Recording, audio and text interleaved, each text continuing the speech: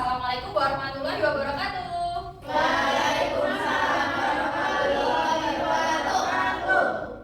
Gimana kabarnya hari ini anak-anak? Alhamdulillah luar biasa. Allahu Akbar. Nah, sebelum kita memulai pelajaran hari ini, alangkah lebih baiknya kita berdoa terlebih dahulu. Dipimpin oleh Mbak Lutfi. Monggo. Di tempat duduk siap, gerak berdoa mulai. Bismillahirrahmanirrahim.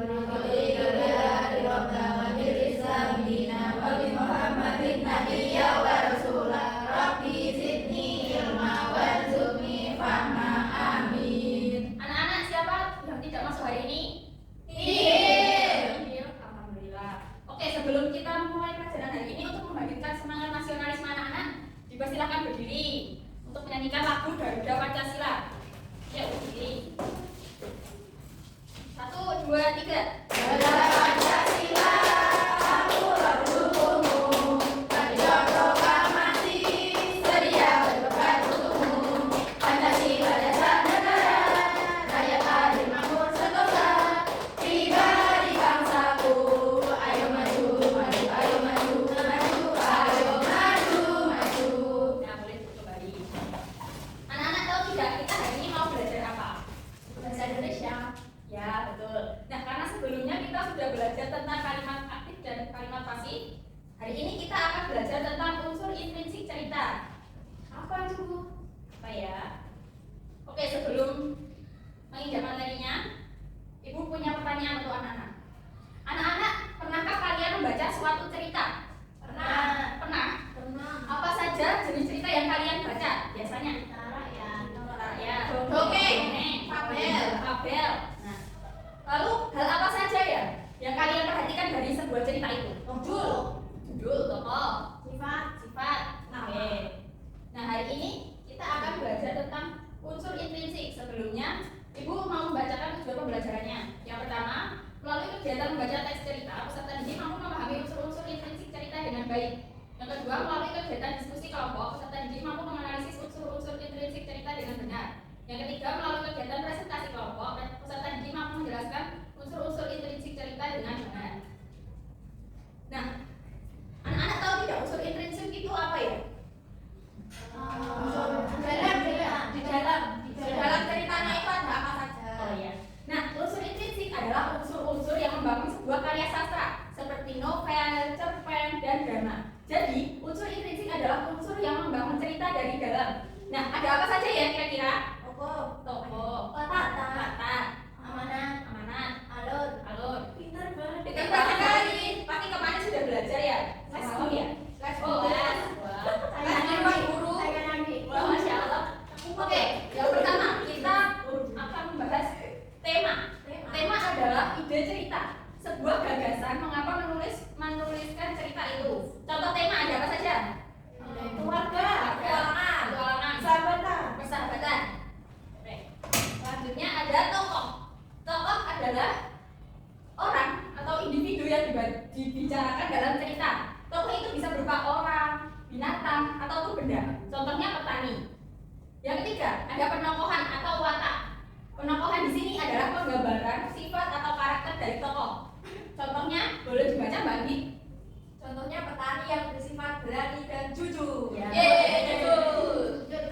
Selanjutnya yang keempat yaitu ada latar atau biasa disebut setting.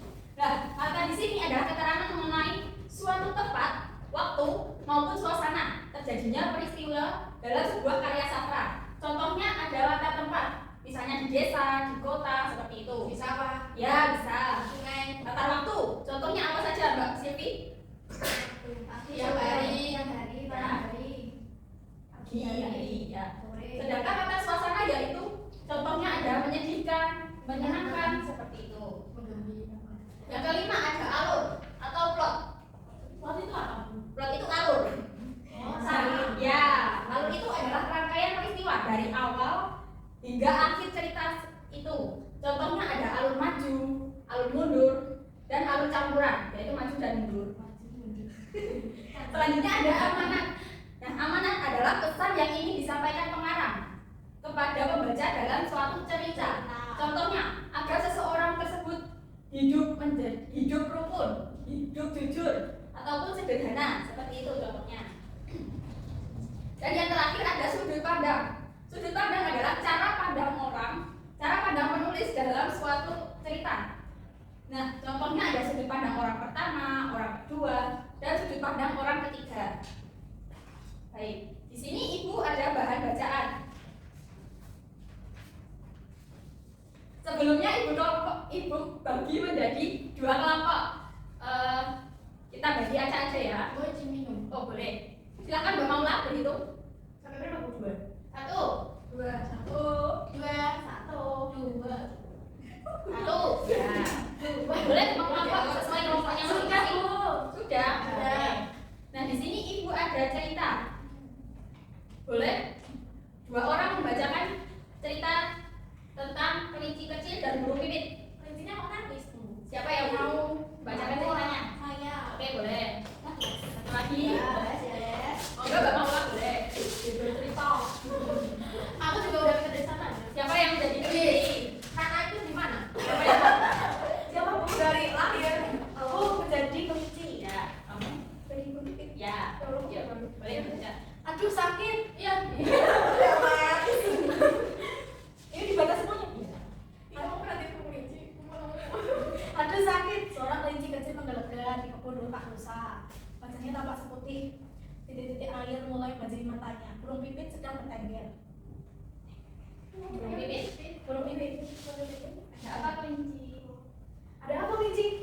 Kelinci kecil. Oh, ada kecilnya. Apa kelinci? Jawab. Ada apa kelinci kecil? Kakiku tergantung batu lalu aku jatuh. Apa yang kamu lakukan di sini? Aku mau mengambil wortel itu. Wah, kamu mengambil wortel sama di sini ya? Iya, aku melihat daun-daun tanaman wortel itu melambai-lambai memanggilku. Sebaiknya kamu minta izin dulu pada Kak Nusa. Aku sering melihat kalau kamu bagi wortel-wortelnya ke binatang lain yang membantunya berebut. Mengapa kau berada di luar sana?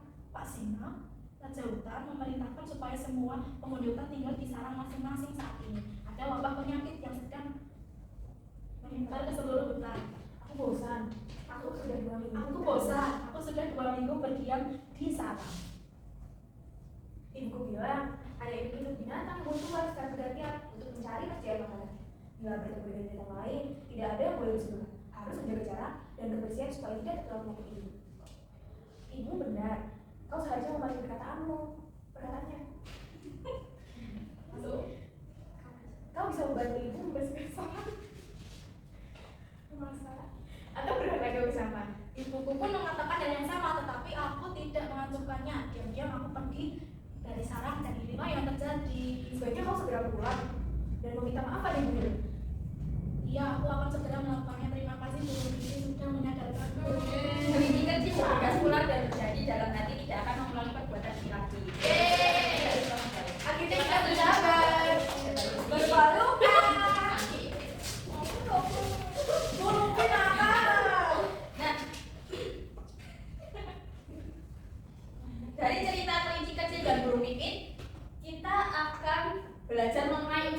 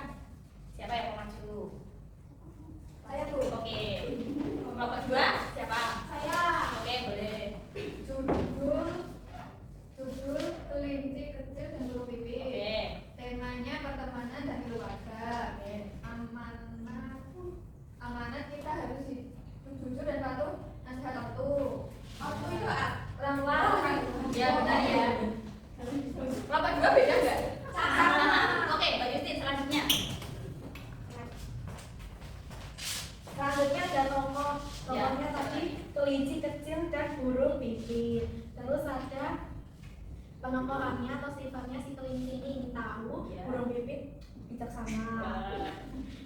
Terus latarnya di tempat kebun wortel Pak Nusa, waktunya siang atau sore hari. Untuk alurnya maju, sudut pandangnya orang pertama. Ya, benar ya. Ada yang berbeda?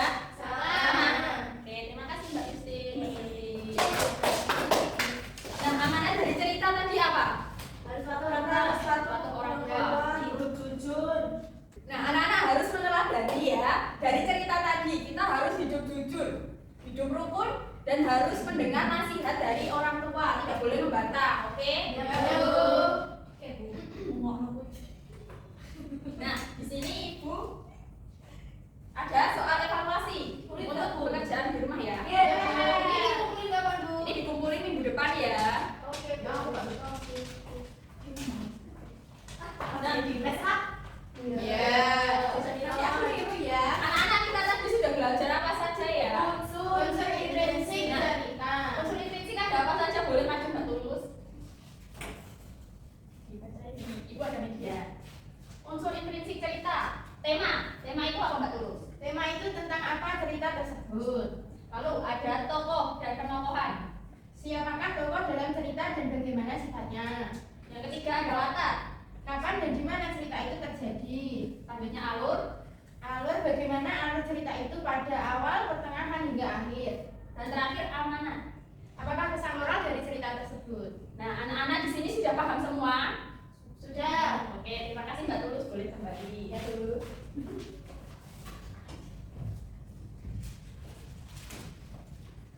Karena kita makan, Bu. enggak boleh. Ya, Mbak Tulus ini makannya nanti ya, saat istirahat. Nanti tidak semuanya pengen. Nah, di sini karena kita sudah belajar unsur intrinsik cerita, anak-anak juga sudah paham bagaimana pembelajaran hari ini. Alhamdulillah. Nah, anak-anak jangan lupa ya belajar di rumah. Materi besok kita akan belajar tentang bagian-bagian buku. Ada apa saja yang kira-kira ya? Kita pelajari besok. Ya. Nah, di sini Ibu ada sedikit kata-kata motivasi untuk anak-anak. Nah, dengan membaca kalian akan mengenal dunia. Jadi, anak-anak harus rajin membaca karena membaca kita mempunyai wawasan yang luas tentang dunia. Nanti bisa keliling dunia. Nah, cukup sekian yang dapat Ibu sampaikan. Kurang lebihnya mohon maaf. Sebelum Ibu tutup, boleh perwakilan memimpin doa. Silakan Mbak Wiwin. Doa dulu, siap bersama. Subhanallahumma wa bihamdika asyhadu an la ilaha illa anta astaghfiruka wa atubu ilaik. Alhamdulillah. Oke, sebelumnya boleh dikumpulkan RKPD-nya nanti biar Ibu nilai. 100, Bu. Oke. Makasih. Cukup sekian pembelajaran hari ini. Wassalamualaikum warahmatullahi wabarakatuh.